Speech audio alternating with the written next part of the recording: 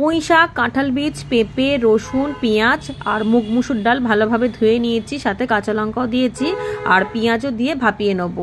এদিকে ভেন্ডিটা গাছের ছিল দুখানা, সেটাও ভেজে নিচ্ছি। আর একটাই বেগুন পেরেছিলাম, সেই বেগুনটাও চারফালি করে ভেজে নিলাম। আলু পেঁয়াজ ভাজছি, এর মধ্যেই ডিম দিয়ে ভাজবো। খুব ভালোভাবে ভাজা হয়ে গেলে এর মধ্যে গোটা গোলমরিচ গুঁড়ো, সামান্য স্বাদ মতো নুন এবং লঙ্কার গুঁড়ো দিয়ে ভালোভাবে নেড়ে ছেড়ে নামিয়ে দেবো। আর ডালের জন্য ফোড়ন দিয়ে দিয়েছি গোটা জিরে, শুকনো লঙ্কা। এবার ভাপানো ডালটাকে দিয়ে এর মধ্যে লঙ্কা কুচি, হলুদ দিয়ে খুব ভালোভাবে নাড়াচাড়া করে নেবো, নুনটাও দিয়ে দেবো। ব্যাস, ডালটা হয়ে গেলে কড়াতে তেল গরম করে কালো জিরে ফোড়ন দিয়ে বরবটি বাটাটাকে দিয়ে নুন দেবো, একটুখানি হলুদ দিয়ে খুব ভালোভাবে ভেজে নেবো।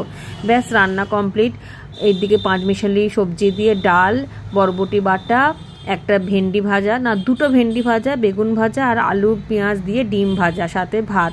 এই ছিল আমাদের রাত্রেবেলার খাবার। এই দেখুন, ভরা হাঁড়ির ভাত, এটাই হলো।